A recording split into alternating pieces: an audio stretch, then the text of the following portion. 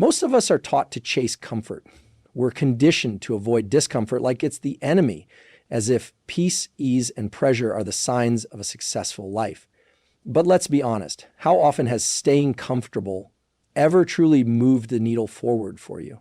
Comfort can feel good in the moment, but over time, it dulls your edge. It numbs your hunger.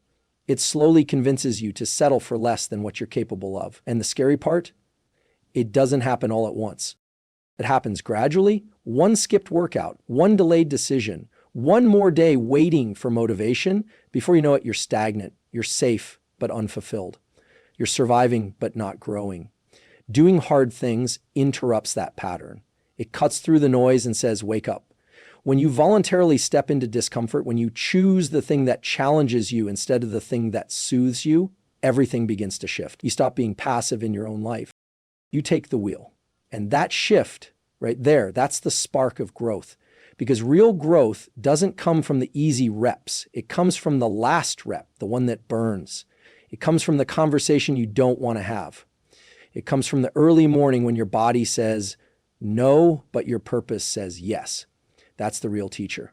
Discomfort is not the enemy, it's the signal, it's feedback, then you're pushing into new territory, that you're doing something meaningful. You can read all the books, listen to all the podcasts, make all the plans in the world, but until you take action that costs you something, nothing changes. Because you can't think your way into growth, you have to do your way into it. You have to earn it through effort. It's why the hard path matters so much. It's not about being a martyr, it's about rewiring your mind to know that challenge doesn't mean danger, it means opportunity. Every time you resist the temptation to retreat and instead step forward, you teach your brain a powerful lesson. I can handle this. And that changes your identity from the inside out. And what's wild is you start to crave it, not the pain, but the clarity that comes with it, the sense of purpose, the alignment. Because when you do the hard thing, you strip away everything that's fake, you stop pretending, you stop waiting, you stop needing approval. All that's left is what's real, your grit, your values, your direction. So if you want to grow, if you're serious about becoming the version of you that you keep picturing in your mind, you have to be willing to lean in when it gets uncomfortable. That's the threshold. That's the moment. That's where the growth lives. We tend to think that doing more of what we're already good at will keep us moving forward. And for a little while it might, but eventually it plateaus.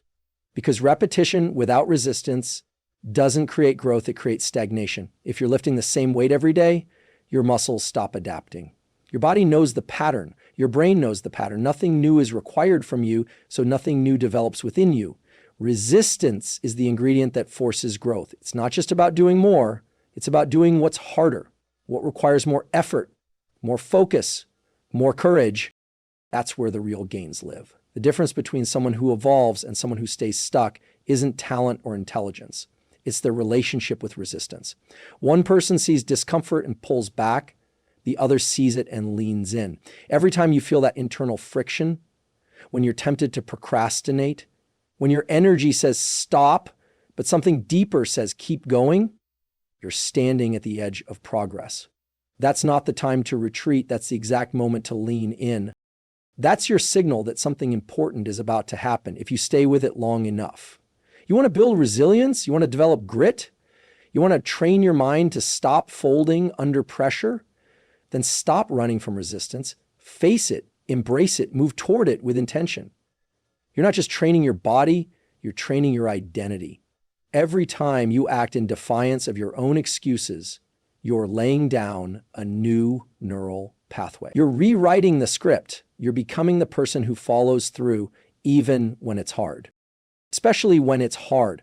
That's what separates the people who build something meaningful from the people who just talk about it. It's not motivation. It's not inspiration. It's repetition under pressure.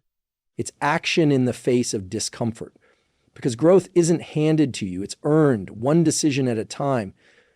You don't get tougher by avoiding hard moments. You get tougher by surviving them, by choosing to show up again and again, even when it would be easier not to.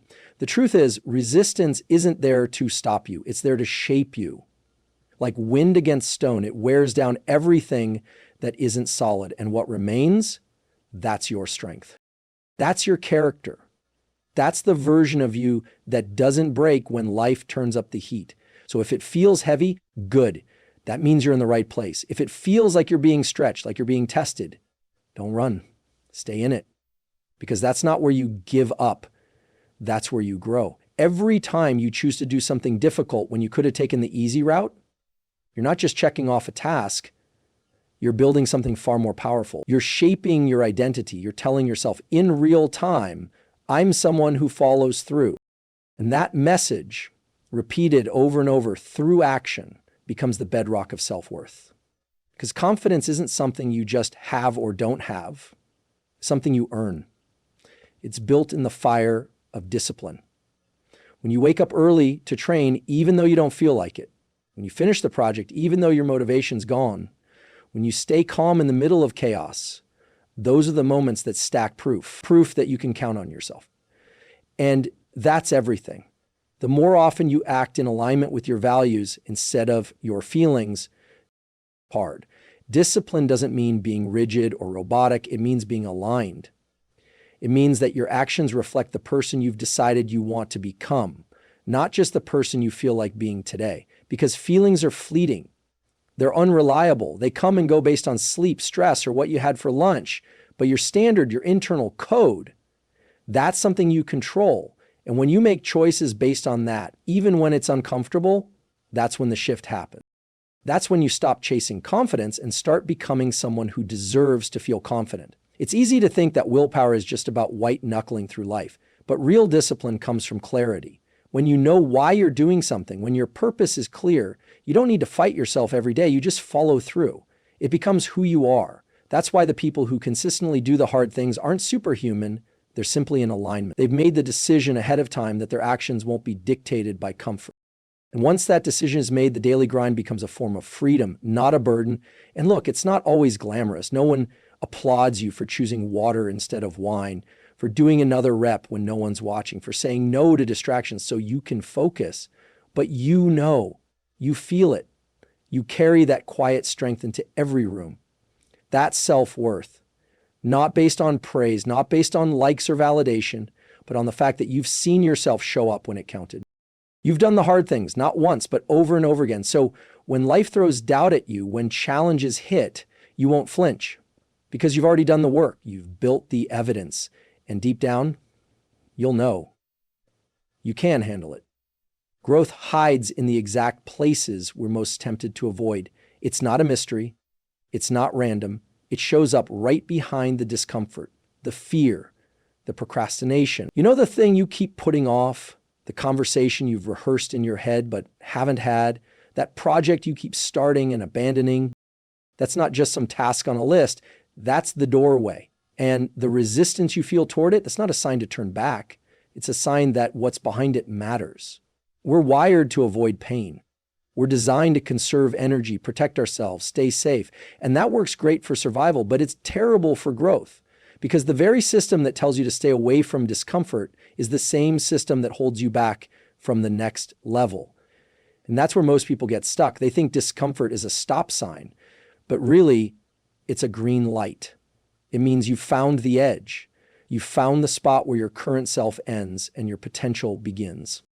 Avoiding hard things doesn't protect you. It postpones your progress. You don't escape the weight by ignoring it. You just stay weak. You don't dodge fear by staying quiet. You just get smaller. And over time, your life starts to shrink around your avoidance. You make decisions not from your potential, but from your fear. That's not a strategy. That's a trap. But when you do the thing you're avoiding, something shifts. You don't just solve the problem, you change the person solving it. You develop courage. You build capacity. You discover that you're stronger, more capable, more resourceful than you thought. And that new version of you, that's the one who can take on even bigger challenges. The irony is, the hard thing you're avoiding usually doesn't take as much time as you think. It just takes a moment of courage, a few seconds of stepping into discomfort. And once you're in it, it starts to lose its power over you. It becomes something you can handle, something you can even learn from, and eventually something that makes you proud. The people who grow the fastest, who evolve the most, are the ones who stop negotiating with the hard thing. They don't wait until it feels easier. They don't look for the perfect mood. They lean in because they know that inside that resistance is the breakthrough they've been looking for. So if you feel stuck, look at what you're avoiding. Trace the discomfort. Follow the fear, because that's not where you should stop. That's where you need to start. That's where the growth lives. Pain has a way of revealing what comfort tries to hide. We're so quick to label it as something to avoid, as something bad or broken. But the truth is, pain is a compass. It points directly to the places in us that are ready to grow. It forces us to wake up. And in a world where most people numb, distract, or escape at the first sign of discomfort, choosing to face pain head on is one of the most powerful decisions you can make. When you do the hard things, you will feel pain. You'll feel it in your muscles, your mind, your identity. You'll feel the ache of change, the sting of truth, the discomfort of shedding who you used to be. That's real, and it's necessary, because pain isn't the thing that destroys you, it's the thing that shapes you. What actually damages people is not going through pain, it's going through life without ever accessing their full strength because they were too busy avoiding it. We talk about potential like it's this fixed thing, but potential only becomes power when it's activated. And that happens in struggle. The heartbreak, the failure, the fatigue, the disappointment. That's where the potential gets carved out. That's where it gets refined. And when you stop resisting it, when you actually sit in it, breathe through it, work through it, that's when you discover what you're really made of. Because pain, unlike distraction or comfort, doesn't lie to you, it doesn't flatter you, it doesn't let you stay small, it exposes everything. Your excuses, your patterns, your blind spots. And if you're willing to stay with it, it offers you something in return. Clarity, strength, depth. You walk through the fire and you come out with something you didn't have before. A real sense of self forged through experience. Not theory, not ideas. Lived proof, wasted potential. That's the real tragedy, not the pain itself, but what happens when you don't let it teach you. When you use it as a reason to stop instead of a reason to grow. Because every time you avoid hard things, you might feel a little relief in the moment, but you trade it for long-term emptiness. You end up looking back, wondering what could have been if you just leaned in a little longer, held on a little tighter, stepped up instead of stepping back. You can't always choose what pain shows up in your life, but you can choose what you do with it. You can let it define you, or you can let it refine you. And when you make the decision to use your pain as fuel instead of a cage, everything changes. You stop shrinking, you stop hiding, and you start becoming exactly who you were meant to be.